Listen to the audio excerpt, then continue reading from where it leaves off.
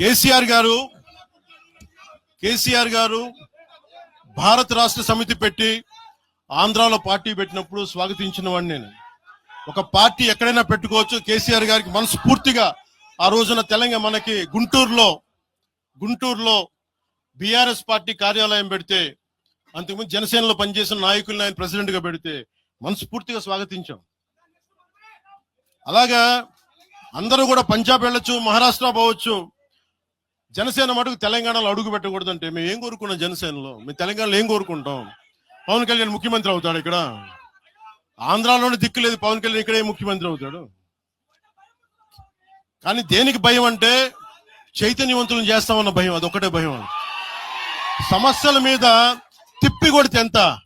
4 కోట్ల జనాభా ఉన్న, దాదాపు 4 కోట్ల జనాభా ఉన్న తెలంగాణలో జనసేన తిప్పి కొడితే 1,00,000 మంది పైన కూడా లేరు. 2,000 మంది జన సైనికులతోటి, సాధకులతోటి మేము సభ పెట్టుకుందామంటే మీరు దీనికి పర్మిషన్ ఇవ్వకపోతే మేము ఏం చేస్తాం? మేము దుర్మార్గాలు చేస్తాం? మేము అంటే నాకు ఎలా ఉంటుందంటే మీరు ఏదైనా మాట్లాడండి.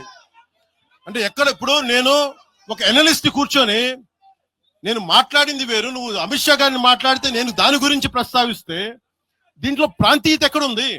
దీంట్లో తెలంగాణ నేను ఎప్పుడు అవమానం చేశాను? దీంట్లో కులాలు ఎక్కడ వచ్చినాయి? మీరు తీసుకొచ్చి మీరు తిడతా ఉంటే అంటే నాకు మాకు హక్కు కూడా లేదా? మీ ఇష్టానికి మీరు మాట్లాడితే మేము కనీసం నొచ్చుకునే అభిప్రాయం కూడా మేము చెప్పకూడదా? బాధ కూడా పడకూడదా? అంటే మేము కూర్చోబెట్టి బాంచం ద్వారా అలాగే ద్వారా మీరు ఎలాంటి వాళ్ళని భరించాలా? మేము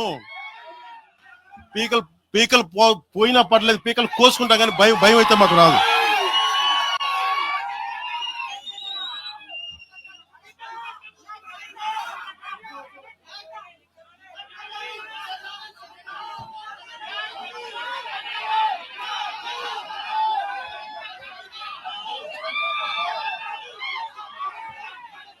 నేను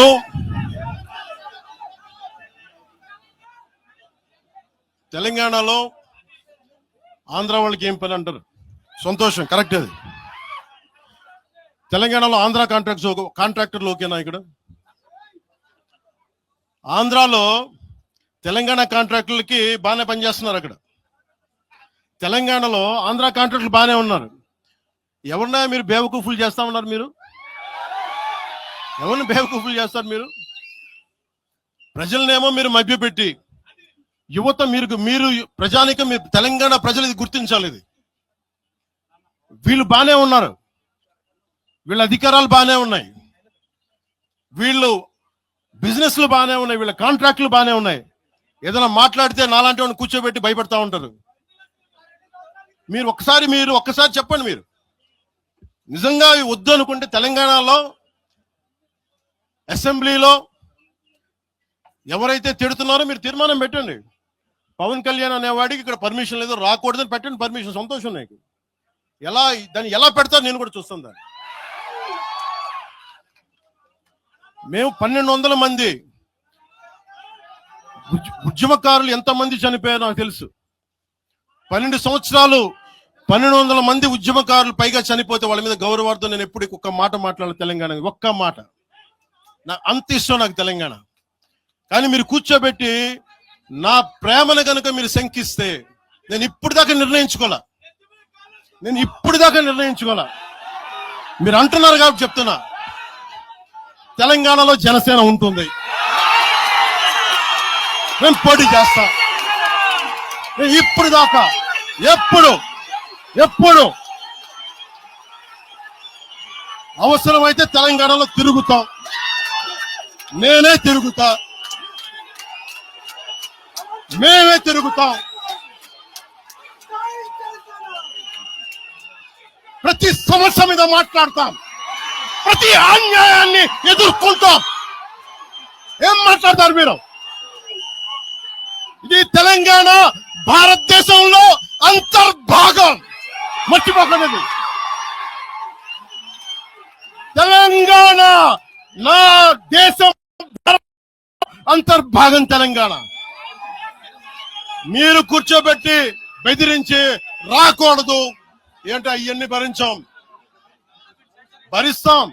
చాలా దశాబ్దం పైగా భరించాం. దీనికి చర్మాంకం పలుకుతాం మేము.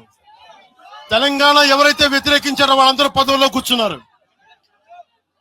ఈరోజు కూర్చోబెట్టి తెలంగాణను ఎవరైతే వ్యతిరేకించారో వాళ్ళు ఎమ్మెల్యేలు అయ్యారు. ఒక్క మాట మాట్లాడలా. కిక్కును మనకున్న కూర్చున్న 12 సంవత్సరాలు. మా నాయకుల్ని పేరు పేరుని అడగండి, ఒక్కొక్కరిని అడగండి, ఇంటర్వ్యూలు తీసుకోండి. ఏ రోజున సరే నేను వాళ్ళని ప్రోత్సహించని అడగండి. వాళ్ళు నన్ను వదలలేదు, నన్ను ఏం చేయమంటారు చెప్పండి.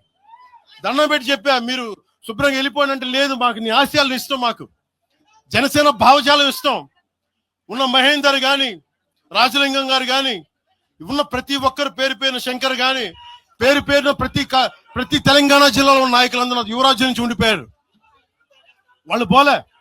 నేను చెప్పా, మీరు మిగతా పార్టీస్కి పోండి అంటే పోలా. దాసోజు శ్రవణ్ ఎవరు పట్టుకున్నారు? మీరు ఆ పట్టుకుని దాసోజు శ్రవణ్ గాని ఈరోజు ఎమ్మెల్సీగా ఉన్నారంటే